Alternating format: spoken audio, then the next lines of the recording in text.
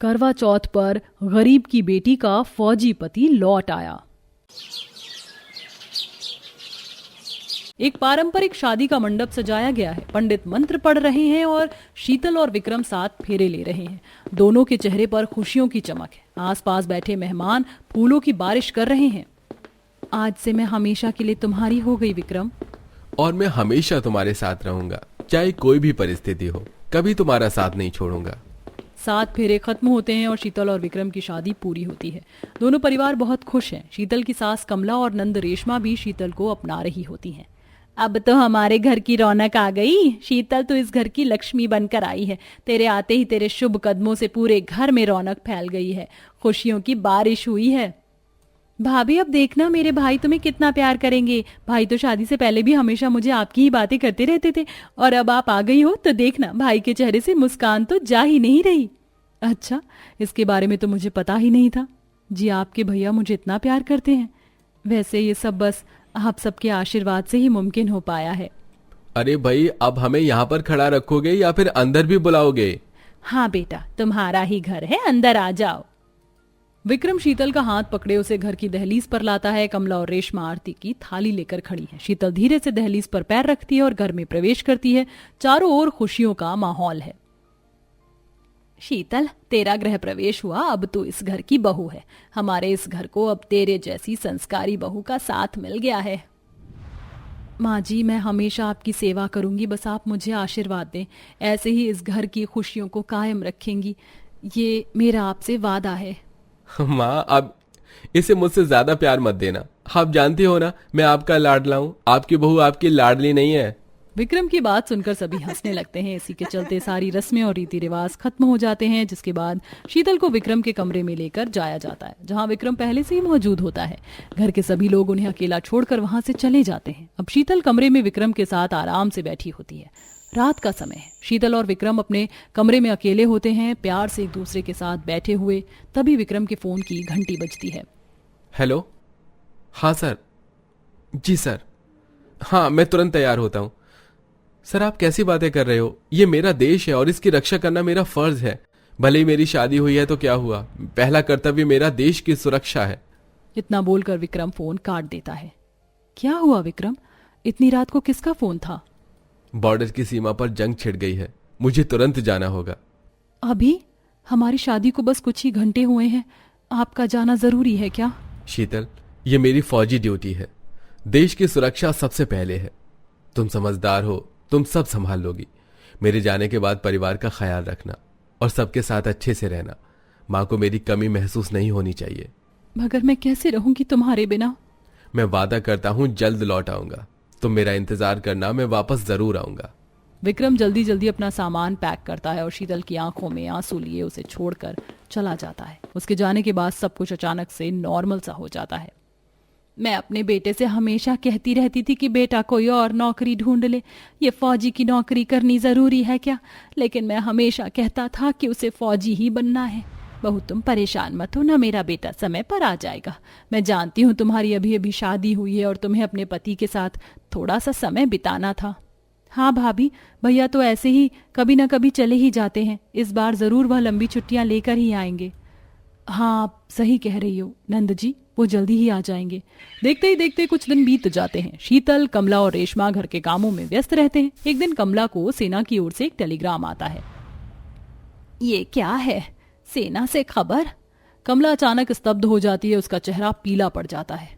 माँ जी, क्या हुआ? सब ठीक तो है ना? विक्रम शहीद हो गया है। ये भगवान, मेरा बेटा शहीद हो गया।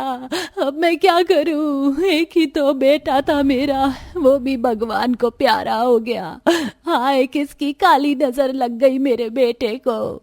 सभी घरवाले एकदम से शोक में डूब जाते हैं। शीतल की दुनिया मानो उजड़ गई हो। उसके हाथ पर यह खबर सुनते ही सुन्न पड़ जाते हैं और आंखों से आंसू बहने बंद नहीं होते।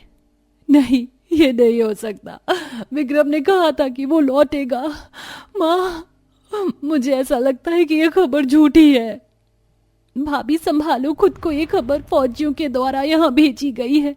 कमला का दुख क्रोध में बदल जाता है। ये सब तेरे ही कारण हुआ है। तू इस घर में आई और मेरा बेटा चला गया। अब शगुनी कदम मेरे बेटे को खा गए। तू एक लक्ष्मी नहीं, तू एक डायन है, डायन। निकल जा मेरे घर से। जब मेरा बेटा ही जिंदा नहीं रहा तो मैं तेरा क्या अचार डालूंगी इस घर में। निकल अभी के अभी इस घर से, निकल जा मनहूस कहीं की। माँ, अपने आप को संभालो, आप ये क्या बोलती जा रही हो।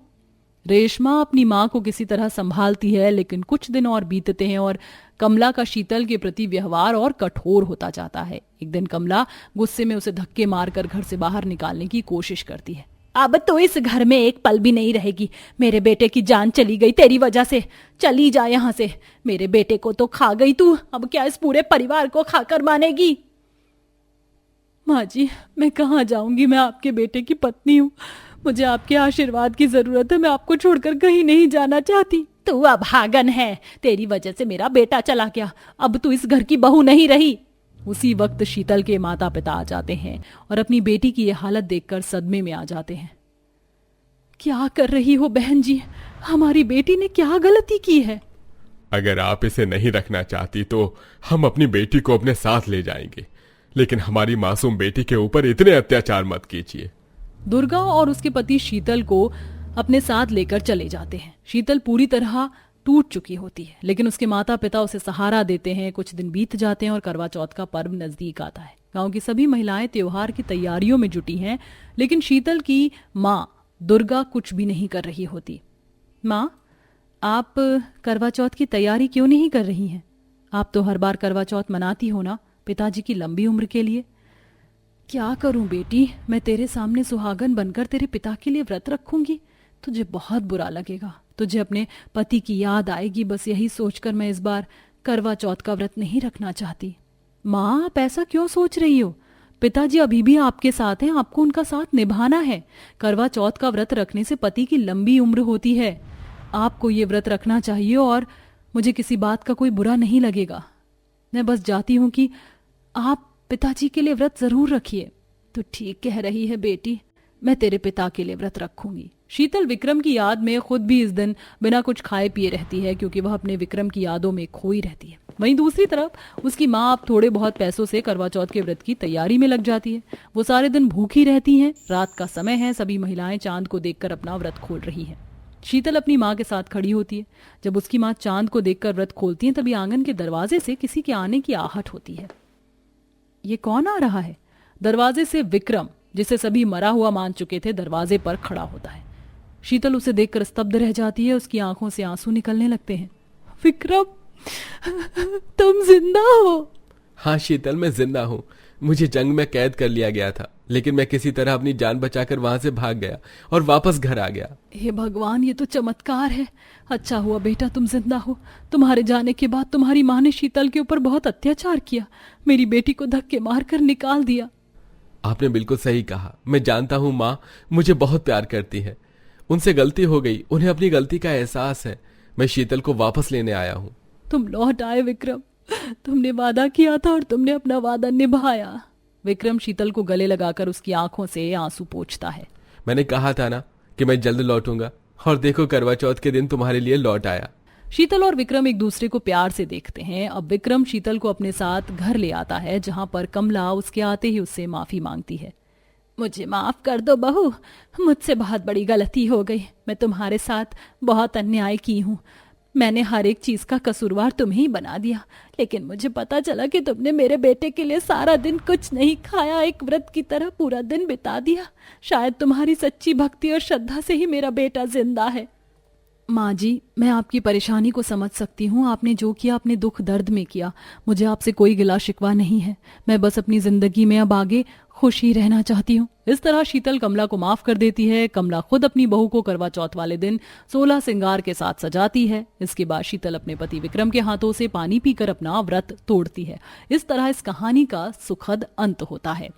अंत भला तो सब भला। तो दोस्तों, देखा आपने, माफ करने वाला सबसे बड़ा होता है। तो आप भी अपना दिल साफ करें और सबको माफ करें और आगे बढ़ें। तो कैसी लगी आपको हमारी ये करवा चौथ स्पेशल कहानी, और आपको कैसी कहानियां देखना पसंद है, हमें जरूर बताएं और हमारे चैनल को सब्सक्राइब करें।